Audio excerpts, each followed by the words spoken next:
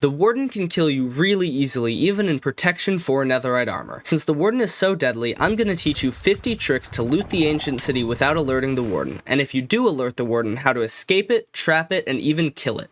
Many of these tips were found by me, so you haven't seen them before. Stay till the end for some crazy broken ways to get around the Warden. If these tips help you, please leave this video a like. Number 1. This is the layout of an ancient city. This central structure is always here, but the outer buildings are random. The central building doesn't have any good loot. The good loot is scattered around the central structure in these buildings. These structures, called iceboxes, spawn in the ancient cities but don't have much good loot in them. Number 2. Stay far away from skulk sensors if possible. Almost everything you do in Minecraft will cause vibrations.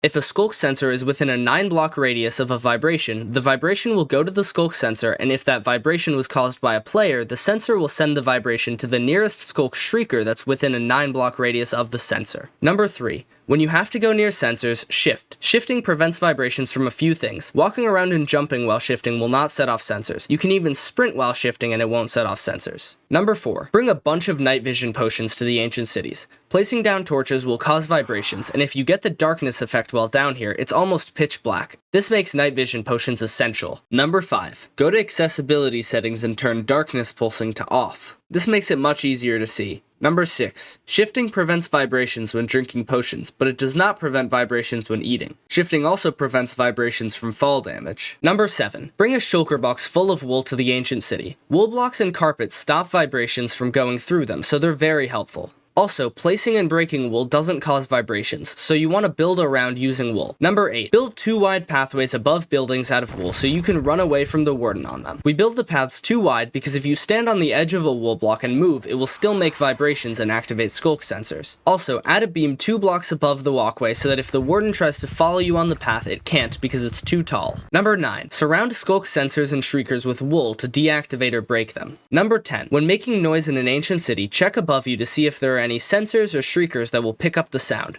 If there are, box yourself in with wool and then make that noise. Number 11. If a sensor is against a wall so you can't surround it with wool fully, remember that vibrations travel through blocks in straight lines to sensors and shriekers. This means you can go behind the wall and block the vibrations from hitting sensors and shriekers. Number 12. Don't assume that a sensor isn't there just because you can't see it. Sensors can spawn underneath patches of skulk, so build wool walls to prevent the vibrations no matter what. Better safe than sorry. Number 13. A sensor with no shriekers near it will detect vibrations but do nothing with them, and a shrieker without a sensor near it can't activate unless you step on it. Number 14. Sensors and shriekers have weird hitboxes. When standing on them, they're the same height as a slab, but their hitboxes are a full block, so make sure when you're standing on blocks around them you don't accidentally step on them. Number 15. Getting the darkness effect doesn't mean that a Warden is nearby or spawning, so don't panic. Activating a shrieker gives you the darkness effect for 12 seconds just like the Warden does. Number 16. Setting off shriekers can cause Wardens to spawn in, but not always. The game keeps track of how many shriekers you've set off. The first 3 times you set off a shrieker, a Warden won't spawn, but once you activate your 4th shrieker, it will. Every time after your 4th shrieker activation, a Warden will spawn. Dying sets your shrieker count to 0, so you have 3 more warnings before a Warden spawns in. Number 17. Contrary to popular belief, lighting up around a shrieker will not prevent it from spawning a Warden. Number 18. Bring a full set of tools to the ancient city. The only tools you'll really need are a bow, a pick, a hoe, and shears, but the other tools could come in handy. The bow is used to distract the Warden, not to shoot it. The pick is used to dig through walls, the hoe is used to break skulk sensors and shriekers quickly, and the shears to break wool. Enchant all of these if possible. If you want to obtain any of the skulk blocks, you need silk touch on your hoe. Number 19. Bring an anvil into the ancient city with you so that when you get a swift sneak book, you can put it on your leggings. This will help a lot with escaping the Warden. The next few tips are what to do if the Warden spawns in. Number 20. Keep the Warden in search mode. The Warden basically has 2 modes. One is searching Warden, where it just looks for you, and one is Giga Warden, where it tracks you through walls and no amount of distance between you and the Warden will cause it to lose track of you. In this mode, it will try to hit you with its melee attack, which does up to 22.5 hearts depending on difficulty. If it can't melee you, it will use its ranged attack on you. This attack has a range of 15 blocks horizontally and 20 blocks vertically, goes through blocks, deals knockback, and ignores armor and armor enchantments. This attack does up to 7.5 hearts per hit depending on difficulty. Here's some tips on how to keep the Warden in search mode. Number 21. Understand how the Warden enters Giga mode. The Warden has a counter called Anger that can be from 0 to 150. This Anger counter is individual, so if the Warden gets angry at, for example, a bat, you're still safe. If you get the Warden to 80 Anger, it will add 20 Anger to you and enter Giga Warden mode. Different things that you do will anger the Warden different amounts. Number 22. Don't touch the Warden. If you hit the Warden in any way from any distance, it will add 100 Anger plus the 20 Anger for getting it over 80. Also, hitting the Warden will do very little because it has 500 health. Don't bump into the Warden either. If you do, it will add 35 Anger to you. Number 23.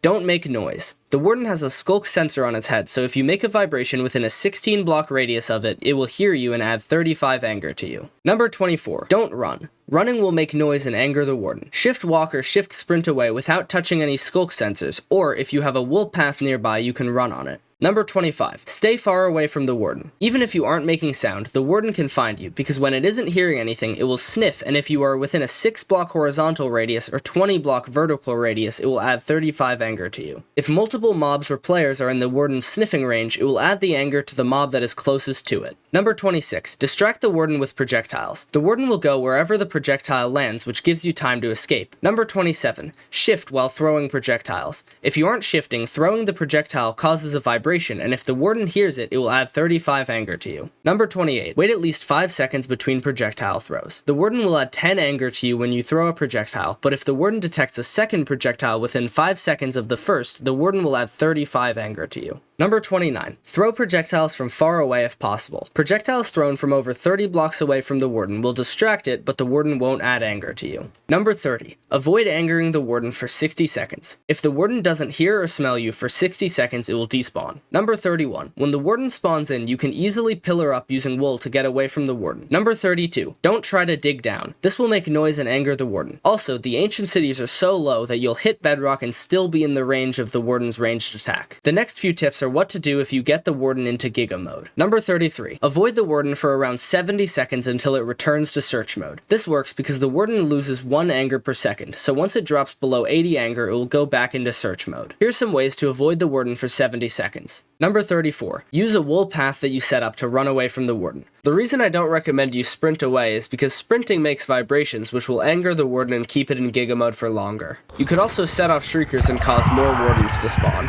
You can sprint away, but it's not a great idea. So running on the wool will let you get away and let the Warden calm down. Number 35. Shift sprint away to prevent vibrations. This option is dangerous because of the Warden's ranged attack, but with Swift Sneak 2 or higher, you can get away. If you use this option, one cheaty trick is that you can turn your render distance all the way down and then run. When you stop hearing the Warden, that means it's no longer rendered and can't chase you. The Warden will still be mad at you, but now you have a big lead on it, so while it runs to you, it will calm down. Number 36. Use Ender Pearls. Ender Pearls can easily get you away from a Warden, but the downside is that you might land near a Shrieker and cause another Warden to spawn in. Number 37. The best option is to fly away. If you're quick, you can put on an Elytra and fly away without getting hit by the Warden's ranged attack. While using the other methods of avoiding the Warden, you might get hit, but flying prevents this because it uses the only way to dodge the ranged attack, which is if you get out of its range while it's trying to shoot you, it doesn't shoot.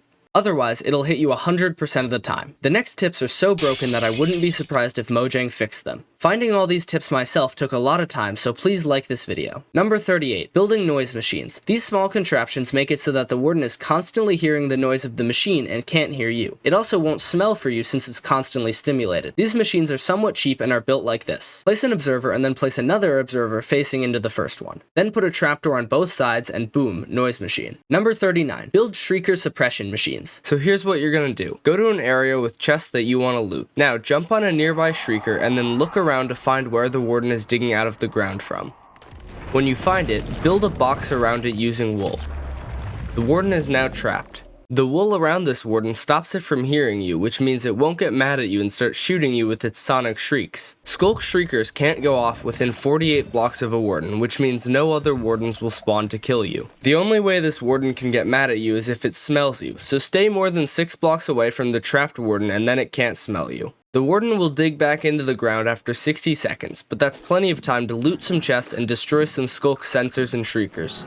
Number 40. Make this shrieker suppressor permanent. You can do this in two ways. One way is to name the Warden, which will keep it from despawning, but it can still sniff you. The other way is to build a noise machine on top of the wool box, which will make it so that the Warden is constantly stimulated, preventing it from despawning and preventing it from sniffing you. This way is dangerous though, because while you're setting up the machine, the Warden can sniff you and start attacking you. This method does make the Warden entirely harmless though. Number 41. If you're on Java, turn on hitboxes using F3 and B to help you find the Warden faster as it digs out of the ground. The hitbox of the Warden is 1 by 3 blocks, which lets you easily box it in. The next few tips will be for killing the Warden. Number 42. The first and cheapest way is by trapping the Warden when it spawns and suffocating it to death. When the Warden spawns, its hitbox is small, so you can place a block where its head is going to be, and then once the Warden has spawned in, it will suffocate. You need to prevent it from despawning using name tags or a noise machine for it to die. Number 43. Build a noise machine with wither roses under it so that the Warden will stand on the wither roses and die. Number 44. Use an iron golem to kill the Warden. Spawn an iron golem and repair it with iron while it fights the Warden. This costs about 100 iron. Number 45. The Warden prioritizes killing players, so if you have an iron golem attacking a Warden and you hit the Warden, it will ignore the iron golem and go after you. Number 46. Use end crystals. It takes 7 good end crystals to kill a Warden. Dig a 3-block deep hole into the ground and place an open trapdoor to prevent the Warden from jumping into the hole with you, and then place obsidian around the edge. Place and break the end crystals. The Warden will attack you if you use this method, so have golden apples ready to regenerate health. Those last few methods won't count as you killing the Warden in the statistics menu. If you want the Warden kill to count, you need to get the final blow yourself. Here are some tips for killing Wardens so they count as player kills. Number 47. Bring totems, golden apples, and potions of the Turtle Master if you want to kill the Warden with a sword. You need full protection 4 armor and a sharpness 5 sword. The Warden is not an undead mob, so sharpness is best. Number 48. Use a bow. The easiest way to kill a Warden and get the kill to count is to activate a shrieker, trap the Warden, back up so it can't beam you, and shoot it with your bow. With a power 5 bow, you can kill the Warden with under 40 arrows. Number 49. You can also pillar up with wool when a Warden spawns in, and once you're out of the Warden's shriek range, you can shoot it to death. Number 50. If you try to kill the Warden without trapping it, use spectral arrows so you can see the Warden through the darkness effect. That's all my tricks, so comment down below your favorite trick and how your time in the ancient city goes. Also make sure to like and subscribe.